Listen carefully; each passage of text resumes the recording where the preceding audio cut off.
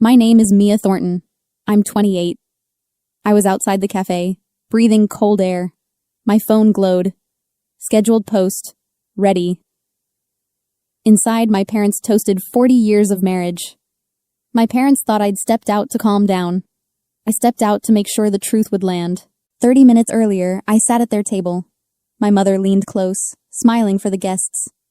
Then she hissed, "We wish you were never born." The room froze. The band kept playing, bright and wrong. I don't cry.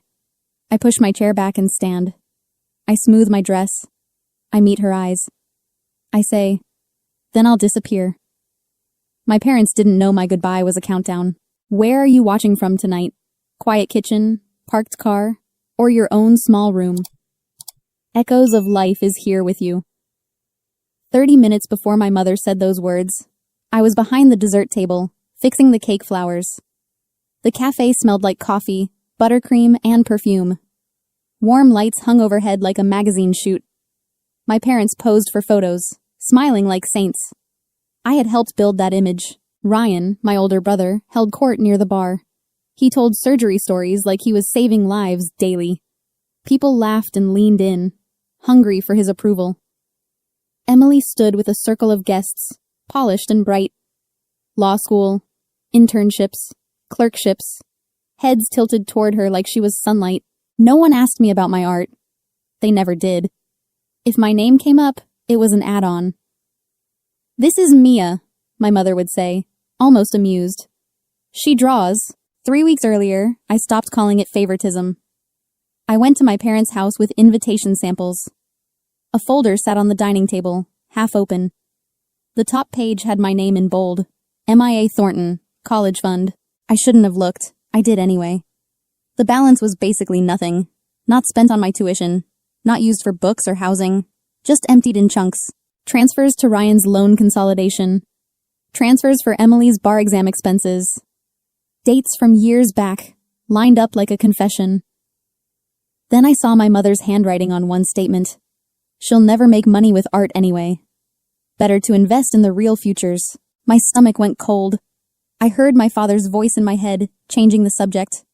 I saw every eye roll at the word gallery. I remembered being introduced as the extra child. That night, I didn't scream. I didn't confront them at the table. I just started paying attention. Because once you see the math, you stop believing the speeches, and I decided my silence was officially over. After I found those statements, I started recording. Not dramatic recordings, quiet ones, the kind you make when you're done doubting yourself. I stood in the hallway with my phone in my pocket. I washed dishes, listening through a half-closed door. I pretended to look for tape in the kitchen drawer, and I hit record. My mother's voice came first, sharp and casual. "Art isn't a real career. Sometimes I wish we stopped at 2 kids." My father's words were softer, but worse. At least the other 2 turned out right. Mia is expensive decoration. Ryan laughed one night. She'll be back living at home within a year. Emily called me the practice child. Then she said, "We're carrying her dead weight." Each clip was short. 10 seconds. 15. Long enough to be undeniable. I saved them in a folder named Audio. I kept smiling like nothing changed. Then my parents asked me for a favor. "Mia, you're artsy," my mother said. "Make the anniversary party look nice." I smiled and said yes. A week later, I offered my own suggestion. "Let me handle the slideshow," I said. "A tribute video, wedding photos, family memories." My mother barely looked up. "Fine," she said.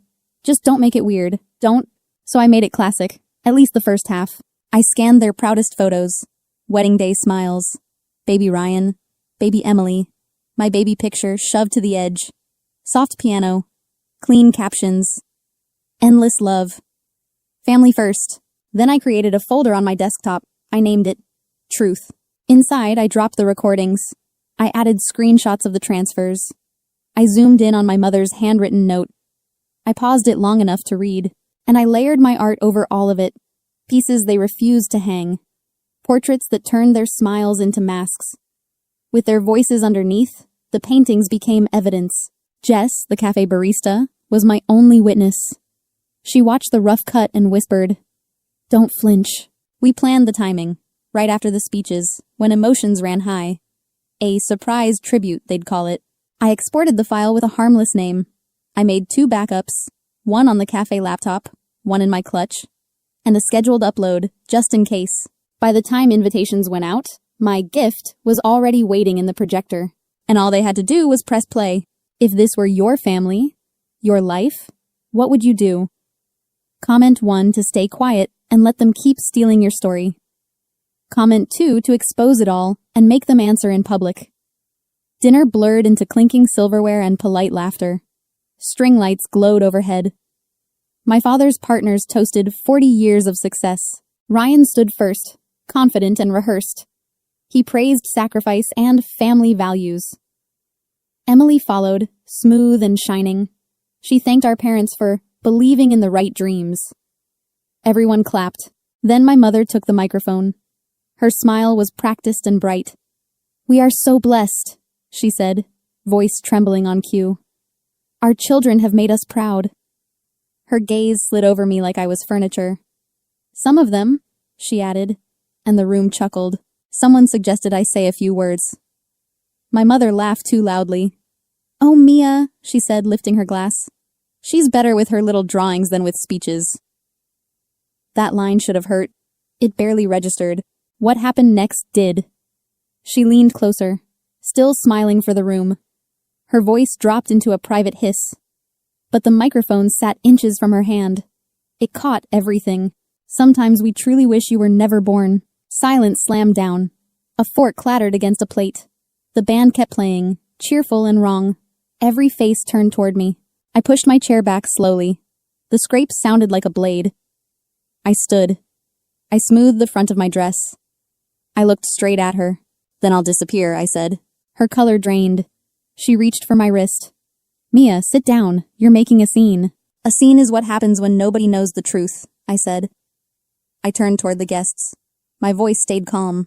"You all came to celebrate their love story," I said. "Do yourselves a favor. Stay for the sequel."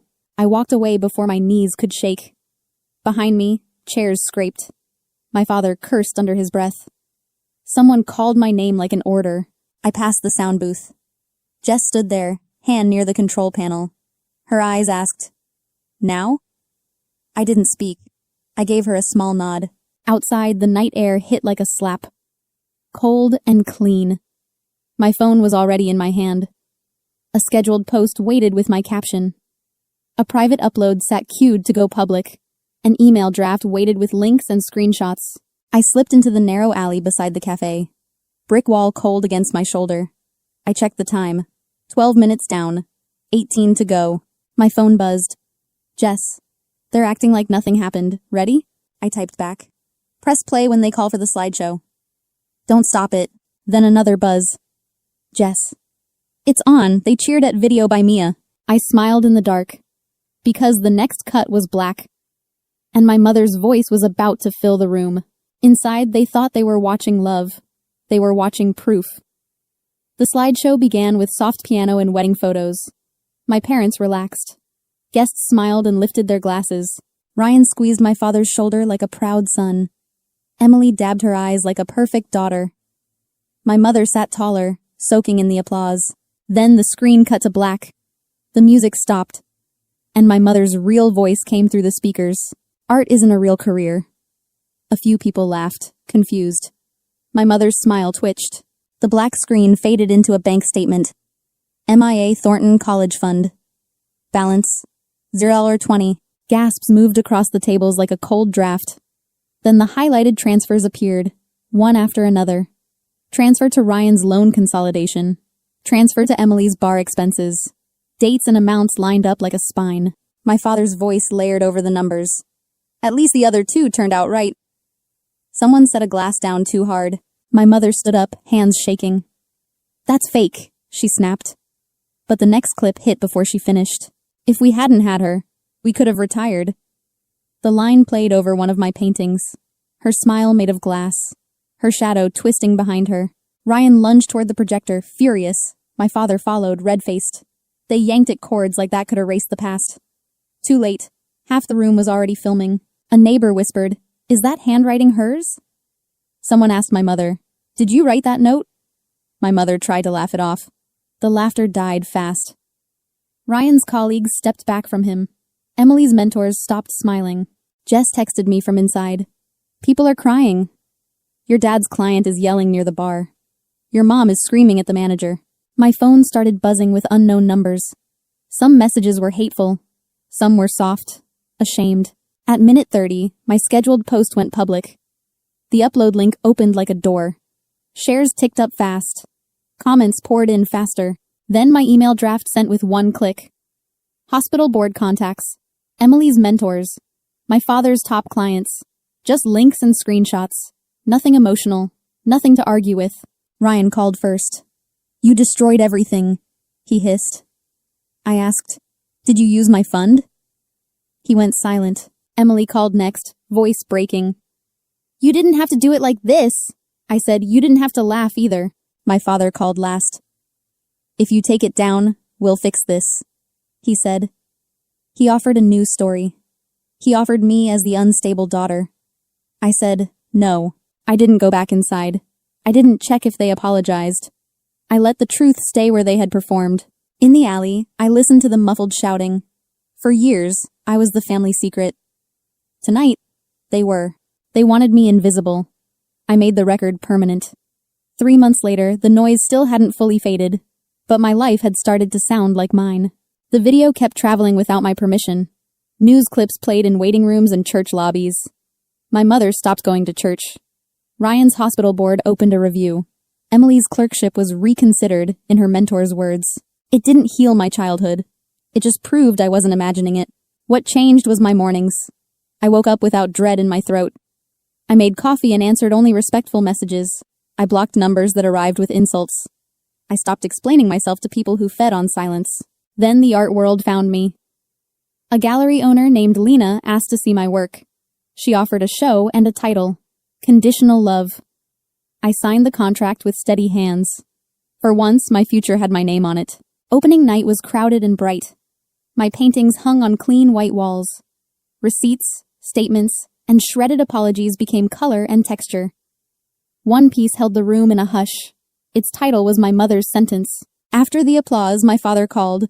He asked if I would come talk and help your mother. I said I didn't know yet. Then I added, do not come to my door. Later, I saw my mother outside the gallery window. No makeup. Purse clutched tight. Her call lit my screen. I let it ring until it stopped. I didn't disappear. I just stopped performing for them. Peace isn't forgiveness. It's distance, with the truth intact. If any part of this felt familiar, please like and share. Subscribe for more quiet strength on Echoes of Life. And stay close for the next story.